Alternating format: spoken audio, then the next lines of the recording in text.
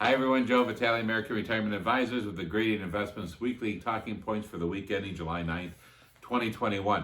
The trading week was shortened by Independence Day, and on Monday, the 5th was observed, and we hope you all enjoyed our nation's birthday and enjoyed some time with family and friends. So let's talk about some stocks. The broad U.S. indices were mostly positive last week, with the S&P 500 rising 0.42%. The NASDAQ was up 0.43%, and record highs, and all of the Russell 2000 though was down 1.1%. Now overseas markets were down, with the developed markets, which is the EFA, down 0.07%, and the emerging markets dropped 2.58% after China revealed slower manufacturing growth. Now within the US, growth outperformed value and large caps outperformed mid and small caps. So real estate and consumer discretionaries were the leading sectors in the US, while the energy and financials were the laggards.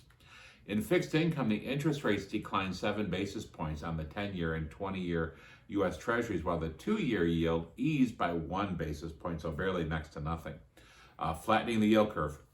So the 10-year yield nearly touched 1.25% intraday midweek before finishing the week at 1.37%. Now back to the rate like it was in late February of this year.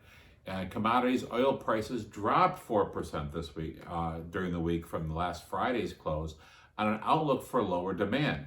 The price of West Texas crude ended at $74.56 per barrel.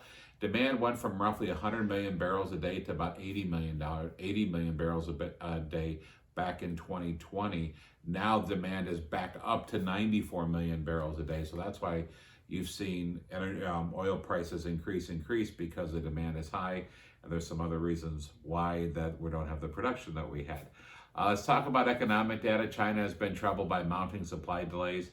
China's manufacturing index declined in June on softer output growth.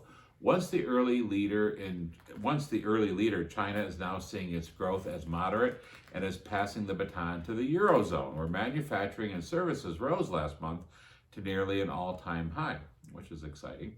Let's talk about some company news, and this has nothing to do with Italy winning the World Cup for soccer, just saying. Okay, I'm not going to say any more about that being Italian, but there you go. Okay, now Amazon, a core select G33 holding, rose 5.93% last week as a new CEO took on his role from founder Jeff Bezos, and investors appear to be rotating back into large cap tech stocks.